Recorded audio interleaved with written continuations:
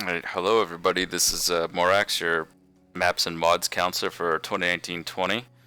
I just want to do a quick little tutorial. It's going to be about 10 minutes max, hopefully, showing people how to do texture blending in the Ozone X FAF editor.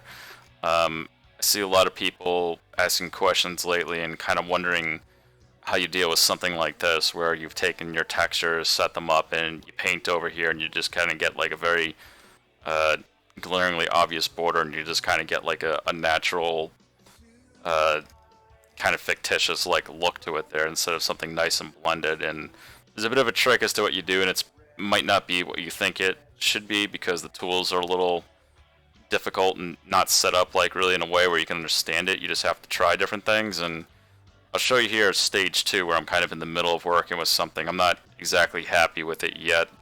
This is a new map that I'm working on, and uh, just kind of seeing what textures look good. I think I may just get rid of this really dark green one right here because it's just awfully difficult to work with the other textures in there.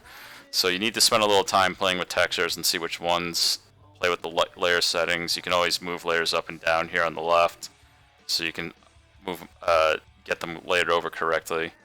But I'm going to show you a technique after I did this, and first, just kind of like what you do is you kind of like draw in the paint here, and you get that, and it's pretty much how you get everything down. Second part that you're going to do is I like using the erase tool to get the blending down a little bit better than actually like doing paint and trying to go something like this where you just draw some pieces away like this.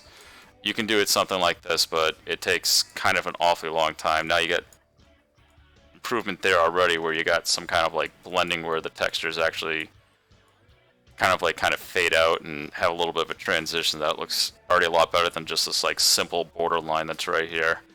But one way to do that easy is we have this tool over here called scattering, rather a setting, and I'm just going to set that to 5 right now. What happens basically, the more you increase it is the more spaced out the effect is as you paint over an area. So I'm going to increase the size of the paint area. Just hold down the W key and just move your mouse left and right. And I'm going to put the strength down a whole bunch. 20, it's pretty sensitive, so if you go like that, you'll see it disappears pretty quickly, but you kind of want to see the effect as you're doing it. So I'm just going to hold the S key and just move it down to about, I'll just do 7 for now, see how it works out. And you can always enter it in over here manually, but for purposes of showing people how to use the quick hotkey so you don't have to keep going over here with your mouse, I'll do that. And so what you're going to do is just hold down the Alt key and just press in a little bit. Keep clicking on here like you're doing a double tap like in an FPS game or something.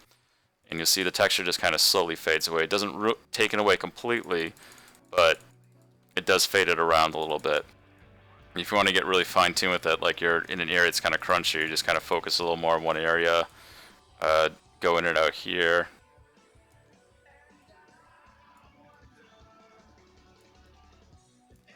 You see you get like a little hint of the texture left over here, and you're starting to get something where it actually starts to like transition out. So sometimes I like to just run along the borders here a little bit and just kind of touch it up so there's a transition effect that's a little better.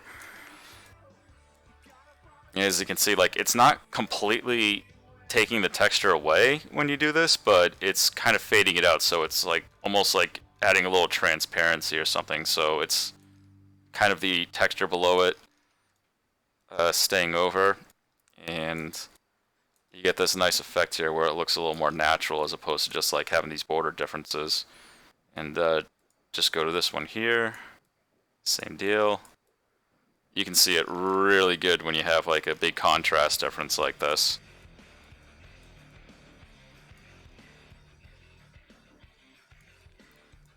Should set it up so I can do a time lapse so that you can just see this done like real quick, but that's kind of the idea. You just transition a little bit, chip away at it. It's not gonna do everything by itself because we're pretty engine limited. It's only so much you can do with how the textures interact with each other. And you may have to like layer things on top of each other a little better. Just get the right effect. Like, I didn't want this one to be this like kind of like baby puke green color to go directly into the sand here, so I'll take this texture here that's kind of below it and draw again like a little border.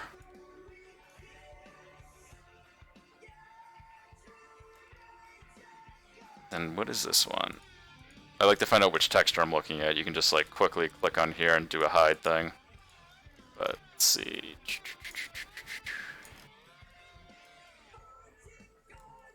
Not bad. Still looks a little patchy to me, but you're only going to get like so good by blending the textures a little bit, but it looks better than what we had originally, I think. Everything's opinion, of course, with this, because it's all just pure aesthetics. There's no gameplay function with this kind of stuff. But I always like it when it's nice. It just, I don't know why, it just kind of bothers me when I see things that are just like flat colors, like not transitioning. It just looks kind of gross. But that's how you get that. A little bit better now than what we had before, as you can see. And I've already started to experiment. In another video, I'll show you kind of like how to like use decals and kind of blend in the borders a little bit better. Because if you remember what I said is you're only going to get so far with using the textures. And that's a big job. So if I go back to the beginning here, I'll show you this island, which I've completed. And eventually you get something that's kind of like this. So for me, this looks about as good as I want it. There's some things I could improve. Like I'm still not a fan of these like really bright green spots here. But it's just a little touch right there. Adds a little effect to it. And I think after you add all your decals and stuff, you get a little bit better effect. Like I think this is a decal here on top of it. No, actually, sorry, this middle portion right here. So it's kind of like step one, but that's how you get your texture scattering brush to help you with transitioning between them, so you get a little bit more of a realistic look if you want to go that extra effort. It's fine if you don't want to, but helps monumentally when you mix it up with the decals later on. And that's about it.